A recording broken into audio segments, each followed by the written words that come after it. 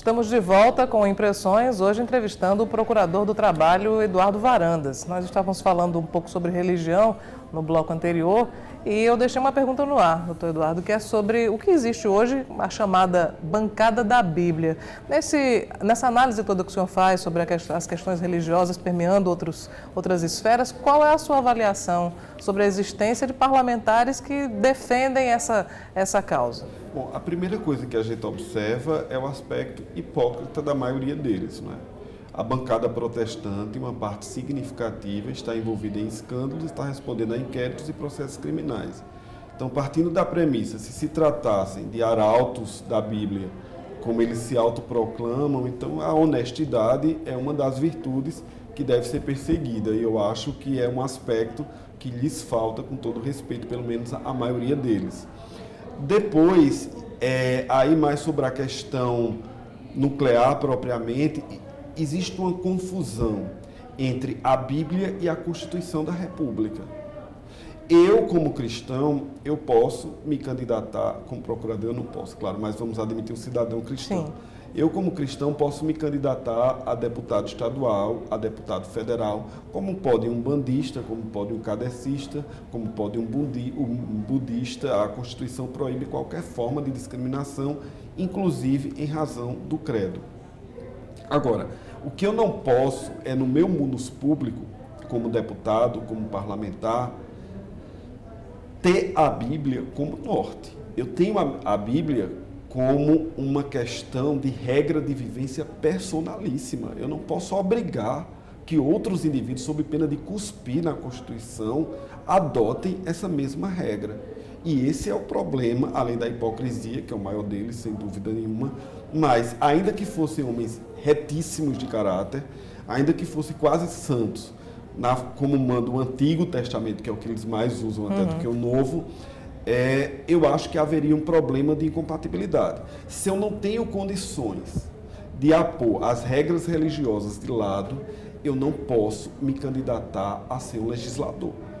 Porque o legislador, ele deve servir a toda a população brasileira. E o Brasil é o maior país cristão do mundo, é o maior país espírita do mundo, é um país de grandes influências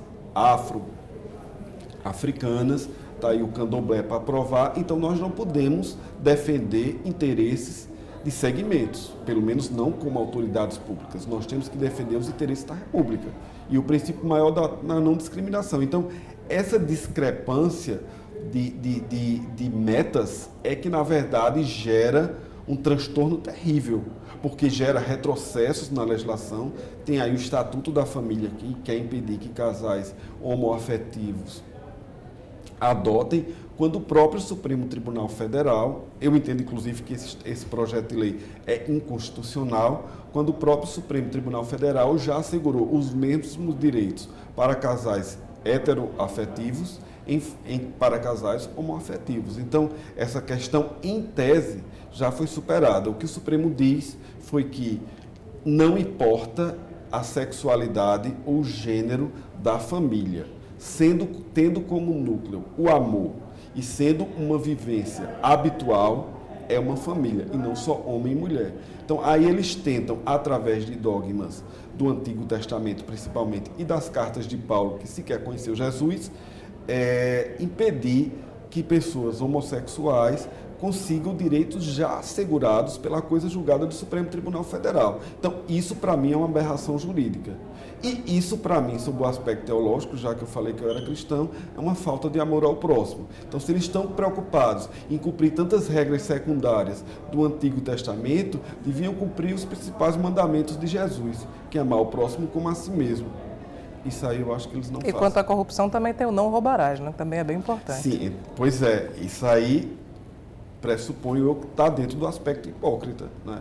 Quando você fala que vai seguir a Bíblia corretamente, você deve começar primeiro em casa. E aí o não roubarás, eu acho que se pudesse eles faziam uma emenda à Bíblia, uma emenda bíblica para tirar dos mandamentos. Nós falamos aqui sobre alguns temas que inclusive estão analisados no blog de Eduardo Varandas. E a minha pergunta é se a sua análise normalmente é um tanto pessimista, o senhor se considera um homem pessimista? Já me acusaram de pessimista. Eu, inclusive, escrevi sobre o meu próprio pessimismo. Eu tenho um espírito muito republicano, no sentido de que eu aceito críticas construtivas, eu procuro aprender e talvez até mudar com elas. Na conjuntura atual do Brasil, não tem como não ser muito pessimista. Não é assim, aliás, não tem como não ser pessimista, desculpa. Agora, eu tento, apesar do pessimismo, que talvez seja uma característica minha, melhorar a situação. Eu tento fazer do meu cargo um elemento de reforma, mudança social, tento fazer da minha fala um elemento de mudança de ideias, multiplicador de pensamentos mais abertos em prol da dignidade de todos. Porque se eu fosse tão pessimista como talvez eu aparente ser, eu não estaria lutando tanto. Eu acho que no fundo, lá incubado, existe aquela esperança de mudança, aquela luz no fim do túnel que nunca se apaga e que às vezes ela está muito distante, às vezes um pouco mais próxima, mas ela vai estar lá e eu acho que um dia a gente chega. Então, no fim das contas, eu acho que ainda com o pessimismo, eu tenho muitas esperanças de que o Brasil se torne um país da dignidade humana. Falando sobre as conquistas na sua trajetória profissional, já houve alguns reconhecimentos, até internacionais, à sua atuação em defesa dos direitos dos trabalhadores e no combate também à exploração sexual infantil, a essas discrepâncias que existem na relação de trabalho. Como é que o senhor avalia? Houve mais conquistas do que insucessos nesse aspecto? Olha, nós propusemos a primeira ação coletiva do Brasil contra a exploração sexual de crianças e adolescentes. Essa ação foi julgada, os envolvidos foram condenados.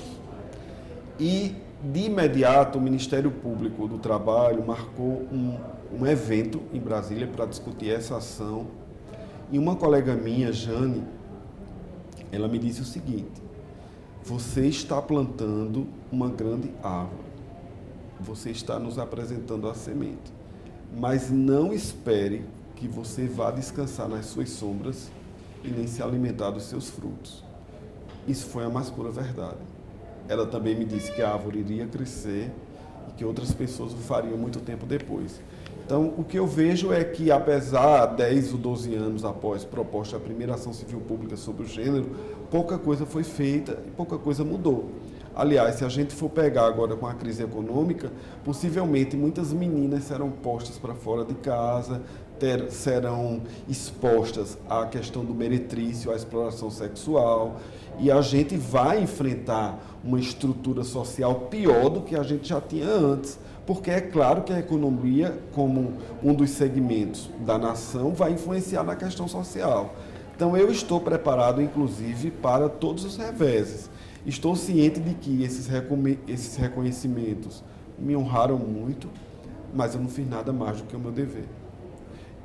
Eu acho que, como procurador do trabalho, no ato da minha posse, eu jurei cumprir a Constituição. E eu não estou fazendo nada mais além do que cumprir o juramento feito há 16 anos atrás. Então, estamos aí para novas ideias, novas lutas, grandes desafios, grandes dificuldades, mas sempre de pé. Eu costumo dizer que o Ministério Público é aquele guerreiro que, mesmo quando está perdendo uma batalha, é o último a jogar fora o escudo e abaixar a sua lança. Então, é esse Ministério Público que eu faço parte. Tem uma outra situação bastante preocupante, que é em relação ao trabalho infantil, né? O trabalho infantil, infelizmente, por dados que o Ministério Público do Trabalho dispõe, ele está aumentando aqui no Estado, não sei se na mesma proporção com o Brasil, mas esse assunto a gente trata daqui a pouco, depois do nosso intervalo.